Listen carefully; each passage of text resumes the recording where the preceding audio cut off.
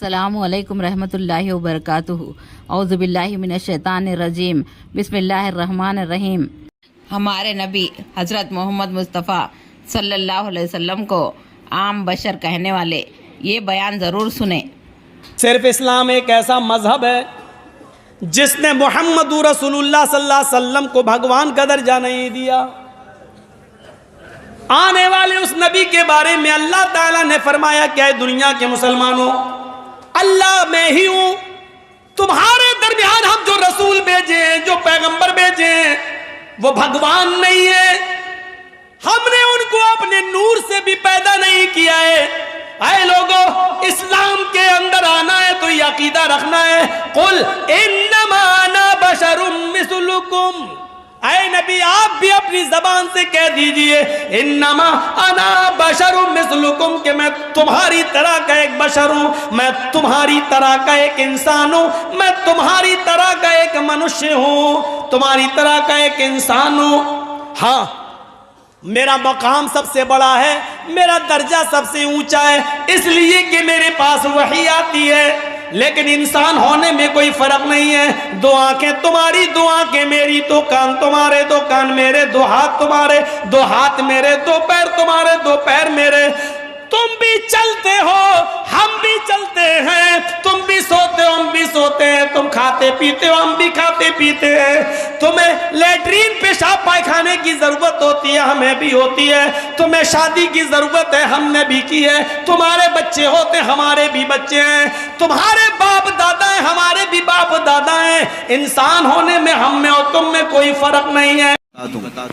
کہ یہاں پر اللہ کے رسول صلی اللہ تعالیٰ علیہ وسلم کو بشر کہنے کا حکم ہوا۔ آپ فرما دیں لوگوں سے کہ میں بھی بشر ہوں۔ بشر کا مطلب ہوتا ہے انسان، میں بھی بشر ہوں، آپ بھی بشر ہیں، حضور صلی اللہ تعالیٰ علیہ وسلم بھی بشر ہیں۔ لیکن اس میں کچھ لوگ دھوکہ کھا گئے، رسول کو کہنے کا حکم ہوا ہے، وہ بھی بشر ہیں تو ہم بھی کہیں گے رسول ہماری طرح بشر ہیں۔ میرے عزیز، تجھے یہ پوری تفصیل سمجھنی ہوگی کہ اللہ نے کیوں فرمایا رسول کو اپنی طرح بشر، رسول کو کیوں حکم ہوا کہ آپ کہہ دیں بشر ہیں۔ وجہ یہ تھی کہ اس زمانے میں دو قومیں تو بگڑی تھیں، ایک یہودی اور دوسرے عیسائی۔ ان کے پاس اللہ کی کتابیں تھیں، اللہ کی کتابیں تھیں۔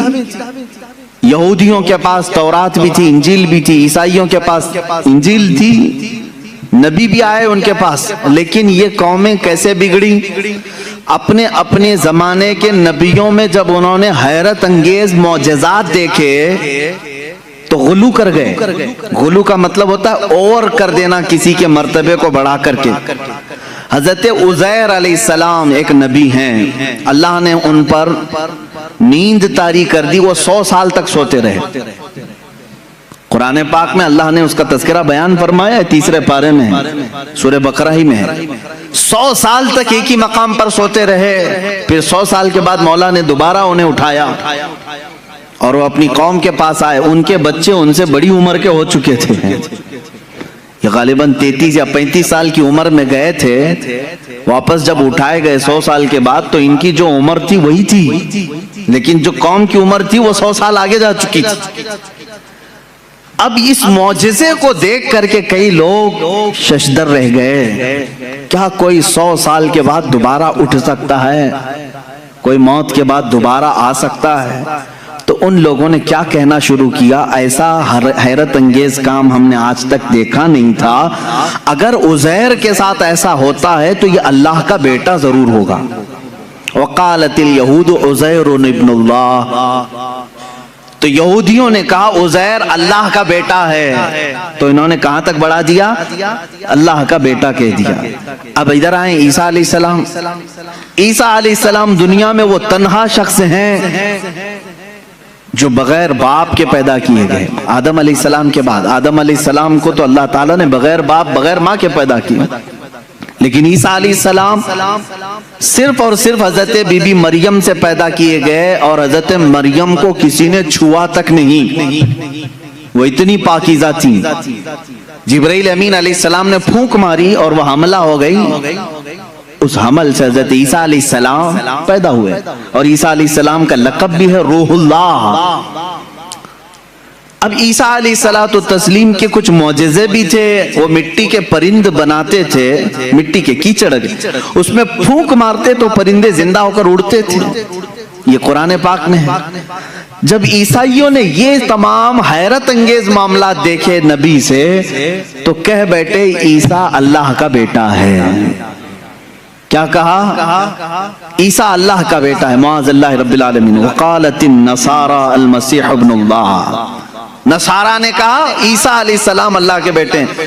پتہ یہ چلا کہ جب نبی سے کوئی حیرت انگیز کام قوم دیکھتی ہے تو خدا تک پہنچا دیتی ہے. عزیر علیہ السلام 100 سال کے بعد دوبارہ اٹھے تو قوم نے کہہ دیا اللہ کا بیٹا ہے. عیسیٰ علیہ السلام بغیر باپ کے پیدا کیے گئے اور مٹی کے پرندوں میں پھونک مارتے تو اڑنے لگتے تو عیسائیوں نے کہہ دیا وہ اللہ کے بیٹے ہیں. اب ادھر مکہ مکرمہ میں جو جلوہ رسول دیکھا ہے, رسول کریم صلی اللہ تعالی علیہ وسلم کے ایک آدھ حیرت انگیز کام نہیں ہے, ہر دن ایک معجزے کا صدور ہے. کبھی یہ رسول انگلی اٹھا کر کے اشارہ کریں چاند پھٹ جائے, کبھی وہ بے زبان جانوروں سے کلام کریں درخت اکھڑ کر ان کی بارگاہ میں آ جائے. تو یہ حیرت انگیز کام جو رسول پاک کے ساتھ ہو رہے تھے تو اب عرب کے لوگ پچھلی قوموں کی طرح بگڑ نہ جائیں اور رسول کو یہ نہ کہہ دیں کہ یہ خدا اتر پڑا ہے. اللہ نے فرمایا رسول آپ کہہ دیں کہ میں بشر ہوں. اللہ نے کیوں فرمایا قل انما انا بشر مثلکم, اے حبیب آپ فرما دے میں بشر ہی ہوں کہ تم دھوکہ نہ کھا جانا, مجھے خدا مت سمجھ لینا. ایک بات یہ بھی ہے. اور دوسری بات ایک بہت بڑے گزرے ہوئے ایک مناظرے کا سبق بھی تھا اس میں. ابراہیم علیہ السلام کے ساتھ نمرود کا ایک مناظرہ ہوا تھا. نمرود اس زمانے کا ظالم و جابر بادشاہ, جب اس نے دیکھا کہ ابراہیم ہمارے بتوں کی پوجا بھی نہیں کرتا اور حضرت ابراہیم علیہ السلام کے ساتھ بہت سارے معاملات تھے, وہ ان کے بتوں کو نہیں مانتے تھے, جو ستاروں کی پوجا کرتے ان کی نہیں مانتے تھے, جو چاند و سورج کو پوجتے ان کی نہیں مانتے تھے. ایک دن بلایا اس نے دربار میں. اب یہ جو مناظرہ ہے وہ بھی قرآن پاک میں آیا. حضرت ابراہیم علیہ الصلوۃ والتسلیم سے اس نے پوچھا کہ تم کس خدا کو مانتے ہو, آخر کون ہے تیرا خدا؟ قال ابراہیم ربی الذی یحیی و یمیت, میرا رب وہ ہے جو زندگی بھی دیتا ہے اور موت بھی دیتا ہے. کون کہا؟ ابراہیم علیہ السلام. تو جھٹ سے اس پاگل نے کہا قال انا احیی و امیت, میں بھی لوگوں کو زندگی دیتا ہوں موت دیتا ہوں, میرے پاس بھی یہ کنٹرول ہے, تو مجھے خدا مان لے. ابراہیم علیہ السلام نے پوچھا وہ کیسے؟ اس نے اپنے جیل میں سے 2 قیدی نکالے, ایک کو آزاد ہونا تھا, ایک کو پھانسی کی سزا ہونی تھی. تو اس نے کہا دیکھو یہ آزاد ہونے والا ہے اور یہ پھانسی پہ چڑھنے والا ہے آج, لیکن جو مرنے والا تھا اس کو آزاد کر دیا, کہا کہ میں نے اس کو زندگی بخش دی, اور جو آزاد ہونے والا تھا اس کا گلا کاٹ دیا, کہا میں اس کو مار دیا. موت و حیات میں بھی دے سکتا ہوں. ابراہیم علیہ السلام نے کہا یہ نرا جاہل ہے, موت و حیات کا مطلب اس نے یہ سمجھ لیا. اب ابراہیم علیہ السلام نے اتنا زبردست چیلنج پیش کیا جو قرآن میں ہے. قال ابراہیم فإن اللہ یأتی بالشمس من المشرق فأتی بها من المغرب. اب ابراہیم علیہ السلام نے سیکنڈ جو چیلنج دیا, فرماتے ہیں ابراہیم علیہ السلام میں اس خدا کی عبادت کرتا ہوں, میرا اللہ وہ ہے جو سورج کو مشرق سے نکالتا ہے, سورج کو پورب سے ایسٹ سے نکالتا ہے. فأتی بها من المغرب, اگر تو خدا ہے تو اس کو مغرب سے نکال کے دکھا, یعنی ویسٹ سے ایک بار نکال. چیلنج تو دیکھ رہے ہیں آپ, حضرت ابراہیم علیہ السلام نے نہیں کہا کہ جیسے میرا خدا روز پورب سے سورج نکالتا ہے کل تو نکال, تو کل سورج نکلتا تو وہ یہی کہتا آج میں نے ہی نکالا ہے. آج جو سورج نکلا ہے ایسٹ سے, پورب سے, مشرق سے, وہ میں نے ہی نکالا. ابراہیم علیہ السلام نے اپوزٹ چیلنج دیا کہ خدا جب مشرق سے نکال سکتا ہے تو خدا مغرب سے نکالنے پر بھی قادر ہے, سورج اس کے کنٹرول میں ہے. تو اگر خدا ہے تو سورج مغرب سے نکال کے دکھا, جہاں سورج جا کے ڈوبتا ہے وہاں سے تو ایک دن سورج نکال کے دکھا. قرآن کہتا فَبُهِتَ الَّذِي كَفَرَ, یہ کافر وہاں مبہوت ہو گیا, لاجواب ہو گیا, ختم ہو گیا مناظرہ. یہ کب ہوا؟ ابراہیم علیہ السلام کے زمانے میں. ہاں اب اس مناظرے میں جیت اور فتح کس کی ہوئی؟ ابراہیم علیہ السلام. کس کی ہوئی؟ اس چیلنج کا جواب وہ نہیں دے سکا، لیکن اس مناظرے سے ایک سبق یہ نکلا، ایک نتیجہ یہ نکلا. ابراہیم علیہ السلام نے چیلنج یہ دیا تھا کہ جو خدا ہوگا وہ مغرب سے سورج نکالے گا، جو خدا ہوگا وہ مغرب سے سورج نکالے گا. یہ اس زمانے کو 2000 سال بیت گئے، اور جب مدینہ طیبہ کے قریب میں مولا علی کرم اللہ وجہہ الکریم کے لیے نماز عصر قضا ہو رہی تھی، محمد عربی صلی اللہ تعالی علیہ وسلم نے ڈوبے ہوئے سورج کو کہاں سے پلٹایا؟ مغرب سے نکالا. سورج ڈوب چکا تھا، سورج کو واپس اشارے سے پلٹایا. اب یہاں پر وہ والا مناظرہ پھر سے تازہ ہو گیا. ابراہیم علیہ السلام نے تو چیلنج دیا تھا نمرود کو کہ اگر تو خدا ہے تو سورج کو مغرب سے نکال. نمرود تو نہیں نکال کے دکھا سکا، لیکن محمد رسول اللہ صلی اللہ علیہ وسلم نکال کر دکھا دیے ہیں. تو اب کسی کا عقیدہ یہ نہ بگڑے. ابراہیم علیہ السلام نے کہا تھا جو سورج مغرب سے نکالے گا وہ خدا ہوگا. اللہ نے آیت نازل فرمائی، قل انما انا بشر مثلکم. اے رسول آپ فرما دیں یہ دھوکے میں نہ آئے، میں تمہاری طرح بشر ہی ہوں. لیکن میرے عزیزوں ساتھ میں اتنا یاد رکھنا، عام بشر نہیں، وہ نوری بشر ہیں. اللہ رب العزت کی ان پر خصوصی عنایات ہیں. میں مانتا ہوں اے عقل والو میرا محمد خدا نہیں ہے، مگر دلوں میں یہ نقش کر لو کہ وہ خدا سے جدا نہیں ہے. یہ ہمارا عقیدہ ہے. اب یہ نور و بشر کے جو معاملات ہیں یہاں پر کچھ لوگ کنفیوژن پیش کرتے ہیں، ہے نہیں کچھ، لیکن مجھے ضرورت اس بات کی ہے کہ سنیوں کو ان عقائد اور ان معمولات اہل سنت کو میں واضح طریقے سے بیان کر کے بتاؤں. میرے عزیزو، رسول کریم صلی اللہ تعالی علیہ وسلم کو اگر کسی نے خالص نور ہی کہا اور بشر نہیں کہا وہ بھی گمراہ ہے. حضور صلی اللہ تعالی علیہ وسلم کی بشریت کا اگر کسی نے انکار کیا وہ بھی کافر ہو جائے گا، گمراہ ہے. ہاں اگر کوئی یہ کہتا ہے کہ صرف وہ عام بشر ہیں تو بھی گمراہ ہے. عام بشر، عام انسان کہہ رہے تو بھی گمراہ ہے. تو کہنا کیا چاہیے؟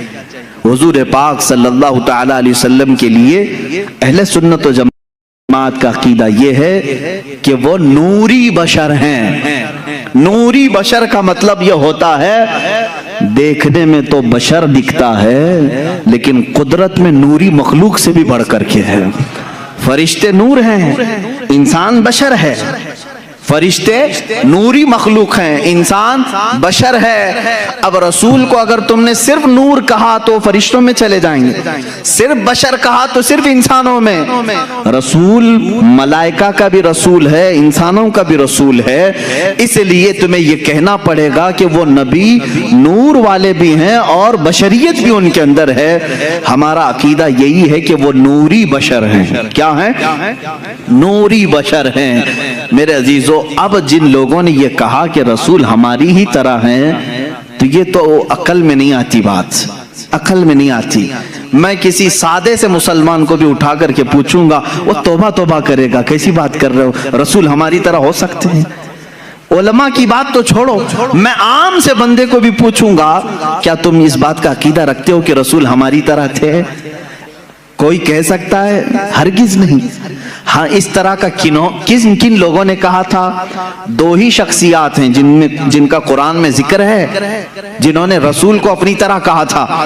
ایک ابلیس لعین ہے، شیطان مردود ہے، اور دوسرے وہ کفار و مشرکین ہے جو نبیوں کو کہتے تھے، قرآن میں ہے کہ یہ کیسے رسول ہیں، بازاروں میں کھاتے پیتے ہیں، ہماری طرح بازار کرتے ہیں، اٹھتے بیٹھتے ہیں، یہ کیسے رسول ہیں، یہ تو ہماری طرح ہے. تو کافروں نے رسول کو اپنی طرح کہا تھا، یا پھر دوسرا کون؟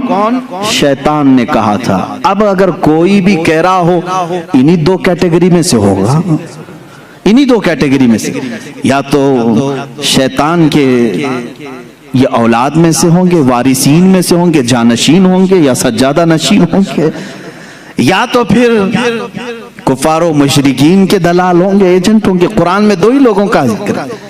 کہ نبی کو اپنی طرح کہنے والے کفار و مشرکین تھے اور ابلیس لعین.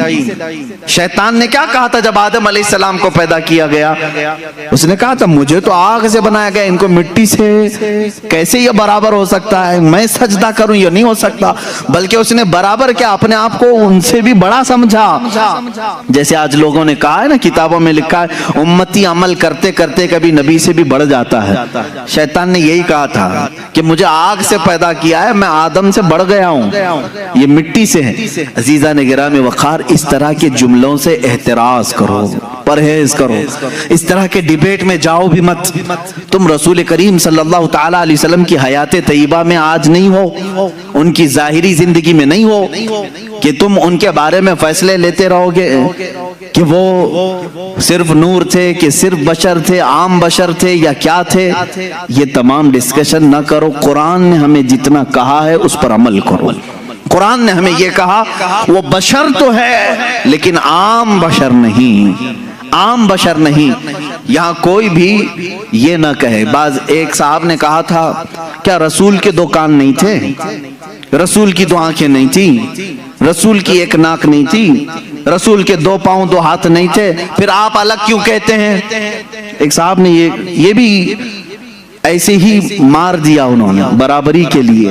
جب ان پر سخت گرفت کی جانے لگی تو کہے وہ بھی تو انسان ہی تھے نا, ان کی دو آنکھیں تھی, دو کان تھے. میرے عزیز, اگر ایسے ہی برابری کا معاملہ رہے تو سور کے بھی دو کان ہیں, تیرے بھی دو کان ہیں, کتے کی بھی دو آنکھیں ہیں, تیری بھی دو آنکھیں ہیں.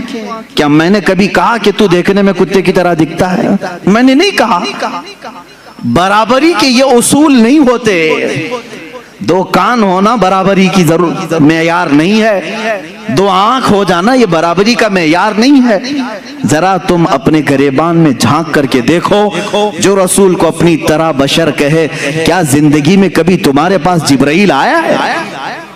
کیا کبھی زندگی میں تمہارے پاس جبرائیل آیا ہے؟ برابری کہنے والے سے میرا سوال ہے, کیا زندگی میں کبھی تجھے معراج کا بلاوا آیا ہے؟ کیا زندگی میں کبھی تجھے انبیاء کی امامت کا شرف ملا ہے؟ کیا کبھی تیری زندگی میں ایسا ہوا کہ تو سو گیا ہو, جنت سے تجھے کھلا پلا دیا گیا ہو؟ وہ خصوصیات تو میرے مصطفیٰ کو عطا تھی. یہ رسول کریم صلی اللہ تعالی علیہ وسلم کی عنایات تھی. اللہ کے نبی صلی اللہ تعالی علیہ وسلم عید کی نماز پڑھانے کے لیے مدینے سے باہر تشریف لائے ہیں اور کھلے میدان میں نماز پڑھا رہے ہیں. صحابہ فرماتے ہیں جب تک میرے آقا صلی اللہ تعالی علیہ وسلم خطبہ دیتے رہے, نماز پڑھاتے رہے, آسمان کا ایک ٹکڑا ابر بن کر چھاؤں پیش کرتا رہا, سایہ بن کر کے سایہ افغن رہا. اور ہمیشہ میرے آقا صلی اللہ تعالی علیہ وسلم جب کبھی دھوپ میں چلتے تھے تو آسمان کا ایک ٹکڑا ساتھ ساتھ چلتا تھا. کیا تیرے بھی یہ خصوصیات ہیں؟ تجھے یہ خصوصیات دی گئی ہیں؟ اللہ کے نبی صلی اللہ تعالی علیہ وسلم کی ہر چیز کو پاک کہا گیا ہے, ان کے لباس کو پاک کہا گیا ہے, ان کے جسم سے ریلیٹڈ ہر چیز کو پاک کہا گیا ہے. کیا تیرے لیے یہ خصوصیات ہیں؟ میں نے اس سے قبل حضور پاک صلی اللہ تعالی علیہ وسلم کے معجزات کے بیان میں بھی عرض کیا تھا, ان کا لعاب پاک جس چیز پہ لگ جائے وہ شفایاب ہو جائے, ان کا دست مبارکہ جسے لگ جائے وہ آگ میں نہ جھلے, وہ اپنا قدم ناز پتھر پر رکھیں تو وہ نقش اپنے سینے پر لے لے. یہ خصوصیات میرے مصطفیٰ کریم صلی اللہ علیہ وسلم کی ہیں. تو برابری کا دعویٰ کرنے والا ان میں سے کوئی ایک چیز لا سکتا ہے؟ جب نہیں ہو سکتا تو اس طرح کی اندھا دھند تیر اندازی بھی نہیں کرنی چاہیے. ادھر کی ادھر کی پھینکا پھینکی نہ کریں. دین کے معاملات میں امت کو ادب سکھایا جائے. تو ہم پوری زندگی عمل کر کے بھی کسی صحابی کے درجے کو نہیں پہنچ سکتے, رسول بہت دور کی بات ہے. اللہ کے نبی صلی اللہ تعالی علیہ وسلم کے متعلق یہ عقیدہ رکھیں کہ وہ نوری بشر ہیں. کیا ہیں؟ وہ نوری بشر ہیں. تو ہمارا یہ پکا عقیدہ ہونا چاہیے کہ ہمارے نبی حضرت محمد صلی اللہ علیہ وسلم نوری بشر ہیں. اس بیان کو ثواب جاریہ سمجھ کر زیادہ سے زیادہ شیئر کریں.